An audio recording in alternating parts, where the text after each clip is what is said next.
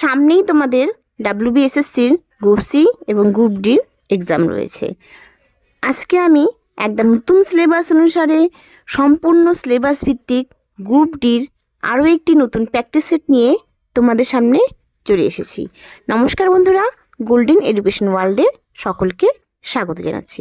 চলো তাহলে ভিডিওটি দেখে নাও। ভিডিওটি ভালো লাগলে, উপকারে আসলে একটা লাইক করে দিবে, আর চ্যানেলে যদি নতুন এসে থাকো চ্যানেলটিকে সাবস্ক্রাইব করে দিবে।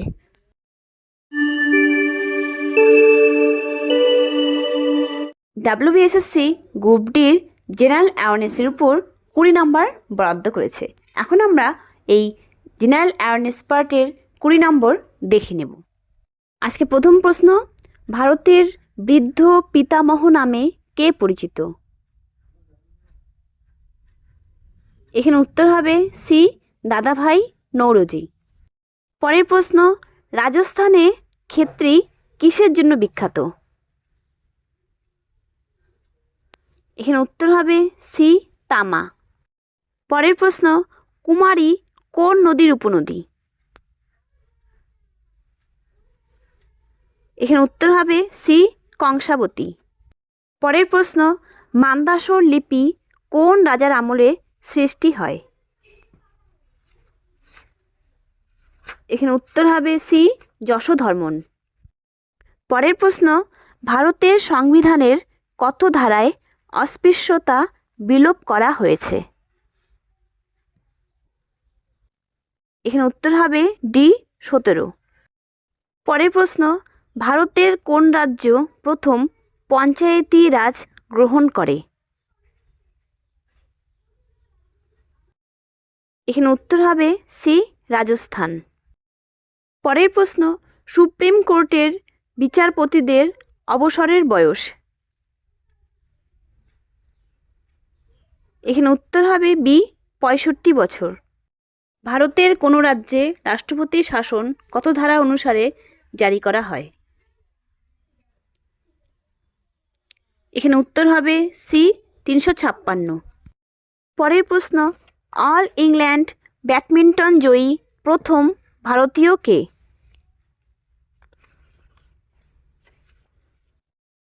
এখানে উত্তর হবে বি, প্রকাশ পাড়ুকোন। পরের প্রশ্ন, ক্রিকেট বিশ্বকাপে প্রথম হ্যাট্রিক করেন কোন ভারতীয়?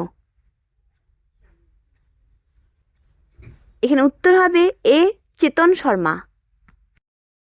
পরের প্রশ্ন, 1983 বিশ্বকাপ ক্রিকেটের ফাইনাল ম্যাচে ম্যান অব দ্য ম্যাচ কে হন?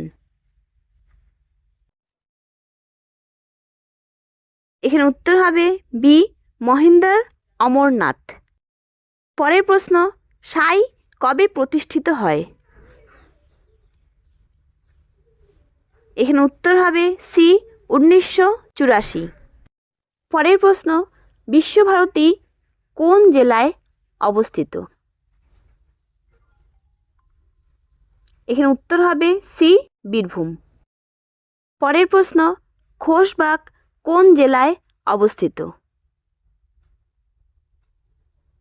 এখানে উত্তর হবে বি, মুর্শিদাবাদ।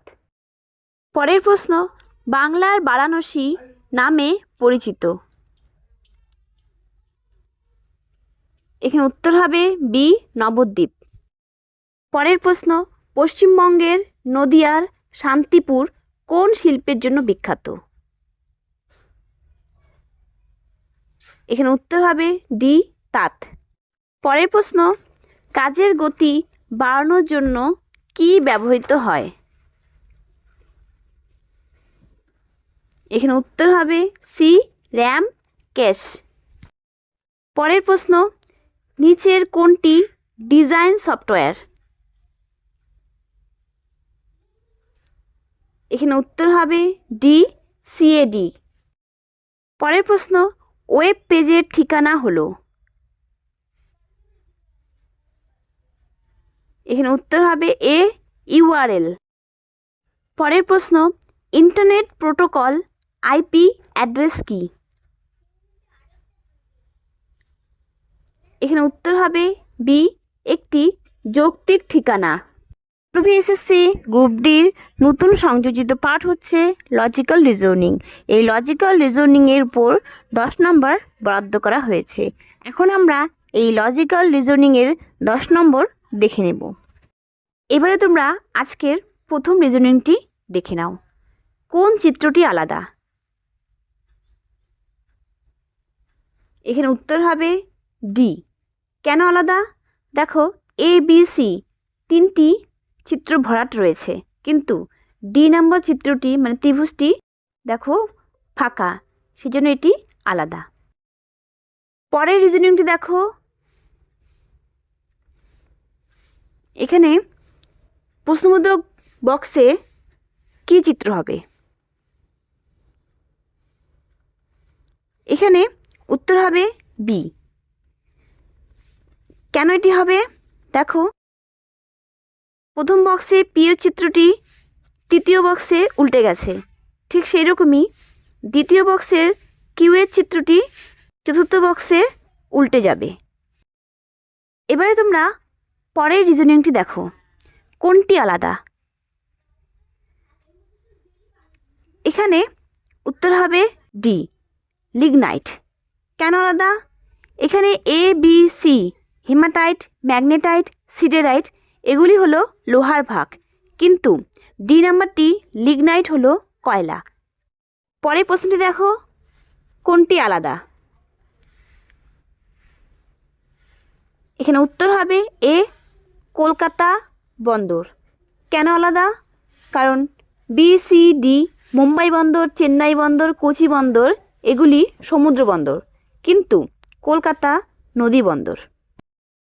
এবারে পরের রিজনিংটি দেখো, A, B ও C হলো বোন, D হলো E এর ভাই এবং E হলো B এর বোন, তবে A কিভাবে D এর সঙ্গে সম্পর্কযুক্ত?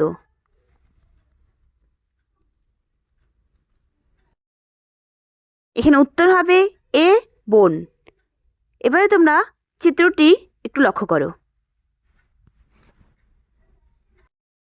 পরের রিজনটি দেখো, বন্দনা হলো বিশাল ও বনিতার মেয়ে, অমিত হলো বনিতার ভাইয়ের ছেলে, বন্দনা অমিতের কে হবে? এখানে উত্তর হবে এ, তুতো বোন। এবারে তোমরা চিত্রটি লক্ষ্য করো।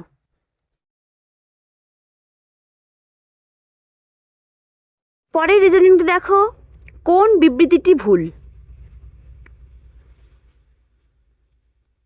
এখানে উত্তর হবে সি, হিমোফিলিয়া ত্বক। পরের কোশ্চেন, কোন বিবৃতিটি সঠিক? এখানে উত্তর হবে B, vitamin C ascorbic acid. এবারে তোমরা পরের রিজনিংটি দেখো, এইডস এলিজা টেস্ট, ক্যান্সার কি?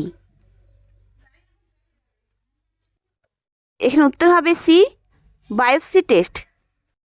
আজকের শেষ রিজনিংটি দেখে নাও, ম্যানিনজাইটিস মস্তিষ্ক, পাইরিয়া কি? এখানে উত্তর হবে ডি, দাঁত। WBSSCর গ্রুপ ডির পরিবর্তিত সিলেবাস অনুসারে অ্যারিথমেটিকের উপর 10 নম্বর বরাদ্দ করেছে। এখন আমরা এই অ্যারিথমেটিকের 10 নম্বর দেখে নেব। আজকের প্রথম অঙ্কটি দেখে নাও, 120টি আপেল এবং 135টি কমলালেবু কত অধিক সংখ্যক ছাত্রদের মধ্যে সমান ভাগে ভাগ করে দেওয়া যাবে তা হলো।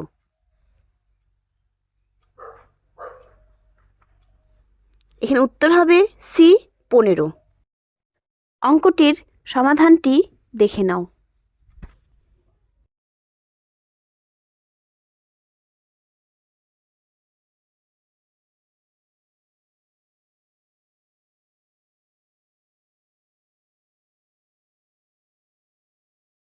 পরে অঙ্কটি দেখো, দুটি সংখ্যার গুণফল 4107, গসাগু 37 হলে বড় সংখ্যাটি নির্ণয় করো। এখানে উত্তর হবে বি, 111। অঙ্কটির সমাধানটি দেখে নাও।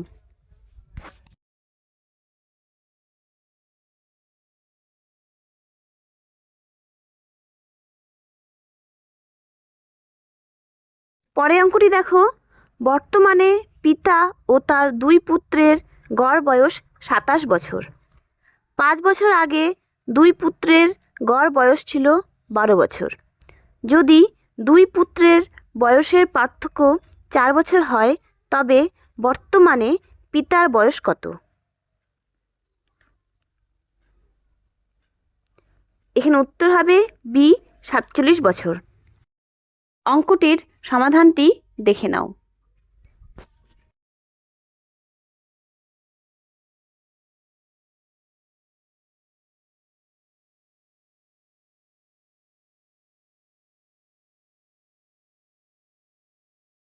পরে অঙ্কটি দেখো, 50 জন ছাত্রের মধ্যে 30 জনের উচ্চতার গড় 160 সেমি এবং বাকি ছাত্রদের বয়সের গড় 165 সেমি।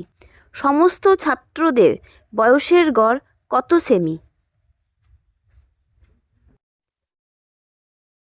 এখানে উত্তর হবে বি, 162। অঙ্কটির সমাধানটি দেখে নাও।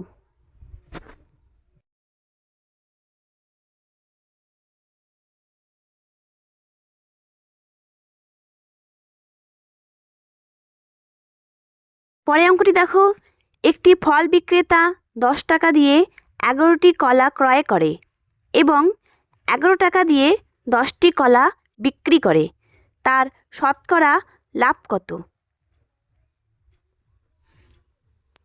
এখানে উত্তর হবে বি, 21%।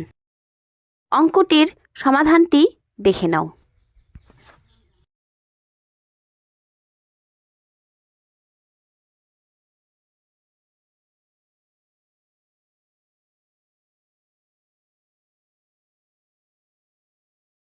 পরে অঙ্কটি দেখো, 1500 টাকার 4 বছরের সরল সুদ 30 টাকা এবং 8 বছরের 60 টাকা। সরল সুদের বার্ষিক হার।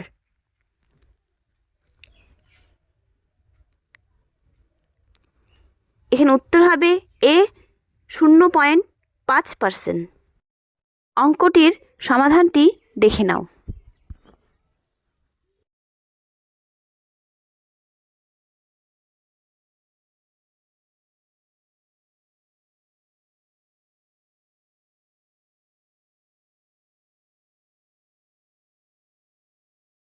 পরে অঙ্কটি দেখো, দুটি সংখ্যার যোগফল 40 এবং বিয়োগফল 4 হলে সংখ্যা দুটির অনুপাত কত?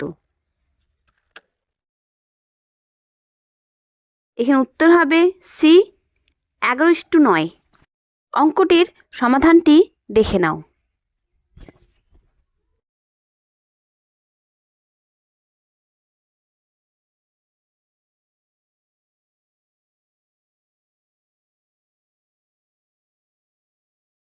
পরে অঙ্কটি দেখো, দুটি সংখ্যার সমষ্টি 20 এবং তাদের মধ্য সমানুপাতি 8। সংখ্যা দুটি কি কি? এখানে উত্তর হবে বি, 4, 16। অঙ্কটির সমাধানটি দেখে নাও।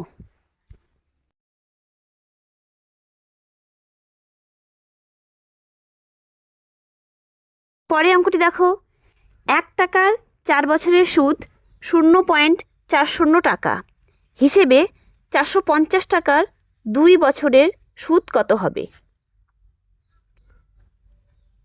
এখানে উত্তর হবে এ, 90 টাকা। তোমরা অঙ্কটির সমাধানটি দেখে নাও।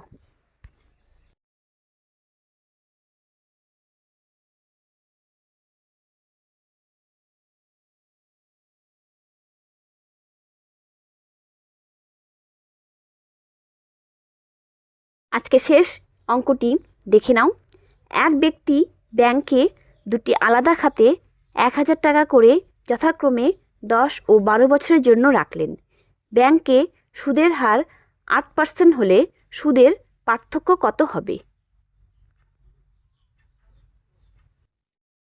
এখানে উত্তর হবে ডি, 160 টাকা।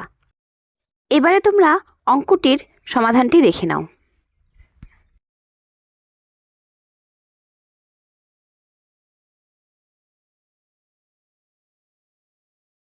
এই এই থাকলো আজকের ডাব্লিউবিএসএসসি গ্রুপ ডির পরিবর্তিত সিলেবাস অনুসারে সম্পূর্ণ সিলেবাস ভিত্তিক আরও একটি নতুন প্র্যাকটিস সেট। ভিডিওটি কেমন লাগলো কমেন্টে জানাবে। ভালো লাগলে, উপকারে আসলে লাইক করে দিবে, আর চ্যানেলে যদি নতুন এসে থাকো চ্যানেলটিকে সাবস্ক্রাইব করে দিবে। ধন্যবাদ।